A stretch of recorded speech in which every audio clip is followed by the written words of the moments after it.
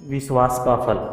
सत्संग जी, आशा करता हूँ निरंकारी कृपा से आप सभी अच्छे होंगे, स्वस्थ होंगे। सत्संग जी, आप जी के चरणों में बहुत ही सुंदर प्रेरणादायक कहानी विचार, जिसका विषय है विश्वास का फल। तो आइए सत्संग जी जानते हैं इस प्रेरणादायक कहानी के माध्यम से। सत्संग जी, आज हम ऐसे व्यक्ति का इंटरव्यू करने जा रहे हैं जिसने जीवन में हर कठिन परिस्थिति में ईश्वर पर अटूट विश्वास रखा और अंततः उसका फल पाया। उसका नाम है रघुनाथ दास, एक गांव का साधारण किसान, लेकिन विश्वास में असाधारण। तो आइए सत्संग जी सुनते हो उसकी जुबानी। विश्वास वो सच्ची गाथा है जिसने न सिर्फ उसका जीवन बदला बल्कि गांव के लोगों को भी रोशनी दिखाई। सत्संग जी,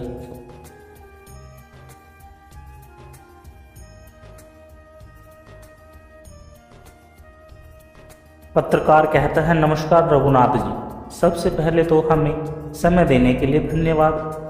रघुनाथ कहता है, नमस्ते बिटिया, धन्यवाद आपको कि आपने एक साधारण किसान को याद किया। आपके जीवन की कहानी विश्वास का फल बनाई गई है। क्या आप हमें अपने जीवन को की वो घड़ी बता सकते हो जब आपके विश्वास की असली पहचान हुई? रघुनाथ ने कहा, जी हाँ बिल्कुल, वो समय मैं कभी नहीं भूल सकता। आज से करीब 15 साल पहले की बात है। उस साल बारिश नहीं हुई थी, खेत में सूखा पड़ गया, जानवर भूख से मरने लगे, घर में अनाज नहीं बचा था, लोग गांव छोड़कर भागने लगे थे। लेकिन मैंने ठान लिया था कि ईश्वर कुछ ना कुछ जरूर करेंगे।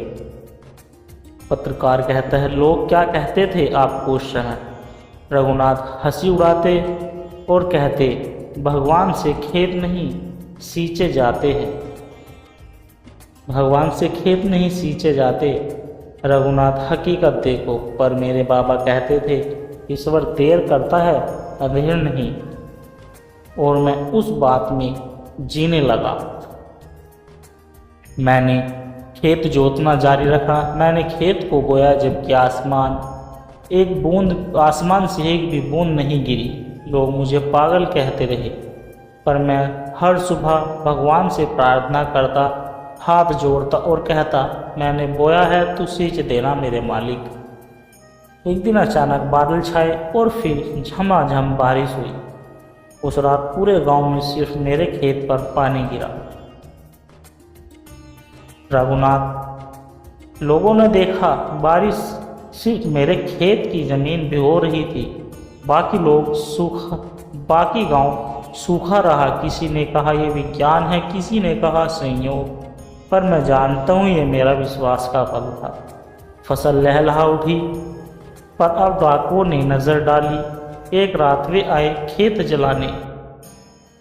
मैंने हाथ जोड़ ले लो अनाज जितना आपको चाहिए, पर आग मत लगाओ। उनमें से एक बोला, तू वही है ना जो ईश्वर की बात करता है? मैंने हाँ कहा। उसने मुझे मारा नहीं, उल्टा मेरे सामने सिर झुका दिया और कहा, तेरे विश्वास ने हमें बदल दिया। धीरे धीरे गांव वालों ने मुझसे सीख ली। सबने फिर से खेती शुरू की, सबने भगवान का विश्वास किया।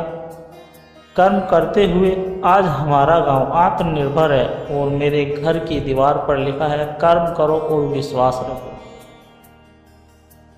कभी भी अपने विश्वास को कमजोर होने मत दो। सत्संग जी, हालात कैसे भी हो, मन डगमगाएगा, लोग हंसेंगे, पर अगर तुम्हारा विश्वास सच्चा है तो ऊपर वाला तुम्हारा साथ जरूर देगा।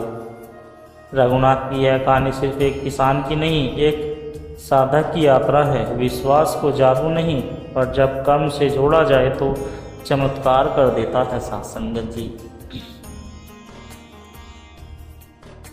जी, एक छोटे से पहाड़ी गांव में बालक नीलकंठ रहता था, जिसकी उम्र 12 साल थी, लेकिन हृदय में एक विश्वास था कि उसे देखकर बड़े बड़े भी अचंभित हो जाते। यह कहानी ना ही तपस्या की है, एक बालक की है। यह कहानी नहीं, यह तपस्या है एक बालक की जो भगवान को पाने की नहीं बल्कि समझने की राह पर चला। नीलकंठ का जन्म हिमालय की गोद में बसे एक छोटे गांव में हुआ। माँ बाप साधारण किसान थे, लेकिन उसका मन बचपन से ही अलौकिक चीज़ों में रवा रहता था। स्कूल से लौटते ही वो मंदिर जाता, घंटों वहाँ बैठा रहता। लोग कहते ये बालक पागल हो गया, दिन भर भगवान से बात करता है। पर नीलकंठ हर किसी से एक ही बात कहता कि भगवान मिलेंगे, ज़रूर मिलेंगे, बस मुझे अपना विश्वास बनाए रखना है। गांव में एक दिन एक साधु आए। उन्होंने नीलकंठ को देखकर कहा, तेरा विश्वास अग्नि परीक्षा से गुजरेगा, और यदि तू डगमगाया नहीं तो भगवान खुद सामने आकर तुझे आशीर्वाद देंगे। नीलकंठ ने मुस्कुराकर उत्तर दिया, मैं तैयार हूँ भगवान। अगले ही दिन नीलकंठ के पिता पहाड़ से गिर गए और चल बसे। गांव में आकाल पड़ा, माँ बीमार हो गई। लोग ताने मारने लगे, तेरा भगवान कहाँ है, अब मांग उनसे रोटी। पर नीलकंठ का उत्तर एक ही होता, भगवान परीक्षा लेते हैं, त्याग नहीं करते। नीलकंठ ने माँ के लिए जंगलों से जड़ी बूटियां इकट्ठा की, खाना बनाया, खुद पढ़ाई की, खेत में हल चलाया और हर रात मंदिर जाकर कहता, भगवान मैं जानता हूँ आप देख रहे हैं, मैं बस आपके दर्शन करना चाहता हूँ। एक दिन जब भूख से माँ बेहोश हुई पड़ी थी और घर में अन्न का एक दाना नहीं था, तब गांठ से गांव से सेठ ने कहा, भगवान रोटी नहीं देते, आ मेरे यहाँ काम कर, मंदिर जाना छोड़ दे। नीलकंठ ने नम्रता से मना कर दिया, भगवान मुझे रोटी भी देंगे और रास्ता भी दिखाएंगे। अब परीक्षा और गहरी हो गई। माँ का इलाज जरूरी था। नीलकंठ को जंगल के पार एक वीरान शिव मंदिर में जाना पड़ा, जहाँ एक मान्यता थी, जो वहाँ जाकर 3 रात बिना सोए बिना खाए पूजा करेगा, उसे भगवान दर्शन देंगे। नीलकंठ वहाँ पहुँचा। वहाँ भयंकर ठंड थी, भेड़िए थे, बर्फ गिर रही थी। पहली रात कपकपी में बीती, दूसरी रात भेड़िए आए पर वो डरा नहीं, तीसरी रात भूख और सर्दी से उसका शरीर कांपने लगा, आंखें बंद होने लगी। तब एक वृद्ध ब्राह्मण उसके पास आया और कहा,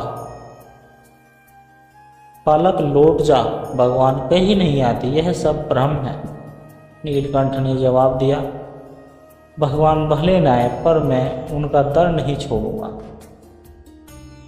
तीसरी रात का अंतिम पहर नीलकंठ अब थक कर नीचे गिर गया, पर उसकी आंखें बंद थी और होठों पर मंत्र चल रहे थे, ओम नमः शिवाय। तभी आकाश में प्रकाश प्रकट हुआ, घंटों की गूंज, मंदिरों की मूर्ति से प्रकाश निकला। भगवान शिव प्रकट हुए, बेटा तेरा विश्वास अडिग रहा, इसलिए मैं स्वयं आया हूँ। भगवान ने नीलकंठ को उठाया, उसका माथा चूमा और कहा, जो परीक्षा में खरा उतरता है वही भक्त कहलाता है। सत्संग जी, नीलकंठ जब गांव में लौटा तो उसकी माँ पूर्ण रूप से स्वस्थ थी। लोग हैरान थे, उसके खेतों में बिना बारिश के फसलें लहला रही थी। गांव का तालाब जो वर्षों सूखा पड़ा था, उसमें पानी भर चुका था। गांव वालों ने अब कहा, जिसे हमने पागल समझा वही सबसे बड़ा ज्ञानी निकला।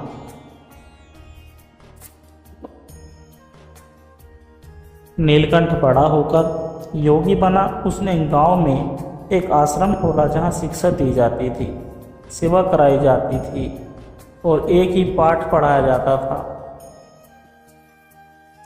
विश्वास तब असली होता जब उसे टूटने का हर कारण मौजूद हो, फिर भी वो अडिग रहे। असंग नीलकंठ कोई पात्र नहीं, बल्कि वह चेतना है जो हर मनुष्य के भीतर सोई हुई है। यदि हम अपने जैसे विश्वास रखेंगे तो कोई पहाड़ बड़ा नहीं है, कोई अंधेरा घना नहीं है। विश्वास का फल किसी पेड़ पर नहीं उगता, वो भीतर से उगता है, कर्म और धैर्य की मिट्टी में उगता है। संगत जी, किताबें पढ़ने से ज्ञान नहीं मिलता, लेकिन आत्मा को जानने के लिए जीवन को जीना पड़ता है।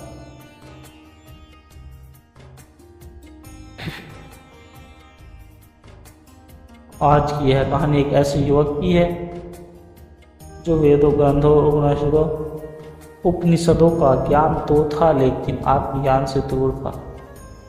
तो आइए सत्संग जी सुनते हैं सच्ची कहानी, एक आध्यात्मिक खोज की कथा। राजा वीरभद्र के दरबार में एक युवक आया जिसका नाम शरद था। उसने वेद, उपनिषद, गीता, पुराण सब कंठस्थ कर रखे थे। उसकी वाणी में तेज था, शास्त्र में कोई भी उसे हरा नहीं सकता था। राजा ने कहा, तू देश का सबसे बड़ा ज्ञानी बन चुका है। शरद बोले, ज्ञान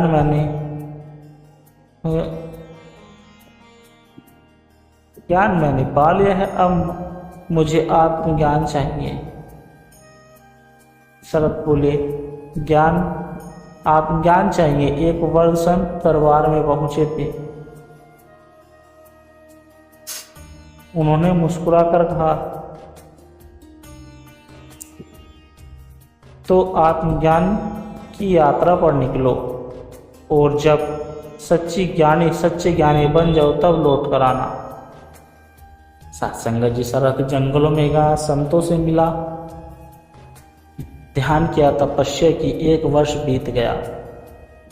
वह लौटा और बोला, मैंने ध्यान साधना की, उपवास किया, अब मुझे कोई हरा नहीं सकता। वृद्ध संत ने कहा, तू केवल देह को तपाकर लौटा है, मन तो अभी भी अभिमान का भरा है। जा उस वर्ष शिक्षक से मिल जो गांव के अंतिम छोर पर रहता है, वही तुझे बताएगी सच्चा ज्ञान क्या होता है। शरद पहुंचा एक टूटी झोंपड़ी में। वहां एक वृद्ध भिक्षु बैठा था, मैले वस्त्रों में झुकी कमर पर, चेहरे पर अलौकिक शांति। शरण ने कहा, मैं आत्मज्ञान की खोज नहीं हूँ। भिक्षुक ने मुस्कुराकर कहा, तो कौन है? शरद बोले,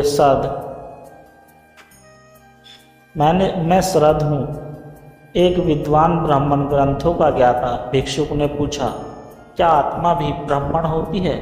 शरद चुप हो गया। भिक्षुक बोले, जब तक तू नाम, कुल, धर्म और ज्ञान को पहचान मानता है तो आत्मा को नहीं जान सकता। भिक्षुक ने शरद को अपने साथ रखा, रोज उसे गांव में भीख मांगने भेजा, बुजुर्गों की सेवा कराई, बीमार पशुओं को दवा दिलवाई। एक दिन एक व्यक्ति ने शरद को गाली दी पर शरद चुप रहा। भिक्षुक बोले, आज पहली बार तेरे भीतर मौन उपजा है। यह मौन ही आत्मा का दरवाजा है। आत्मा का अनुभव।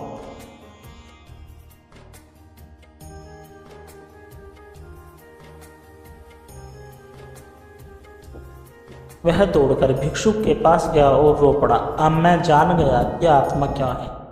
जो देख रही है मेरे सारे अभिनय, मेरा कर्म, मेरा विद्वान, वो मैं नहीं थी, बस मैं देख रहा था। भिक्षुक बोले, अगर तू सच्चा ज्ञानी है, क्योंकि तू ज्ञान गया कि तू था। शरद लौटा दरबार में। राजा ने पूछा, क्या आत्मज्ञान पा लिया भैया? शरद लौटा। राजा ने पूछा, क्या आत्मज्ञान पा लिया? शरद ने कहा, जो ज्ञान लेता है कि वह कुछ नहीं जानता, वही आत्मा के निकट पहुंचा है। राजा झुक गया पर संत ने कहा, अब तू ज्ञानी नहीं, अब तू जिज्ञासु बन गया। यही आत्मज्ञान का द्वार है। शरद ने अंतिम जीवन सेवा और मौन में बिताया। लोग उसे गुरु मानते थे, पर वह हर किसी से कहता, मैं गुरु नहीं, मैं एक साधक। ज्ञान वो है जो हमें झुकाना सिखाए।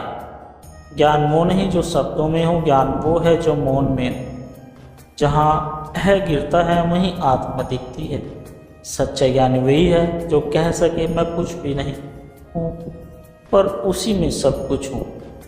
सत्संगत जी, आज के लिए बस इतना ही। दास के द्वारा कहे गए प्रेरणादायक कहानी विचार यदि आप जी को अच्छे लगे हो तो वीडियो को लाइक करें, शेयर करें, कमेंट बॉक्स में धन निरंकार जी जरूर लिख दें और दास को आशीर्वाद दें। आप जी के चरणों में हर रोज ऐसी ही प्रेरणादायक कहानी विचार लेकर आता रहूं और दास के चैनल सोना इंस्पायर विचार को भी सब्सक्राइब जरूर कर ले। सत्संगत जी, प्यार से कहना धन निरंकार जी।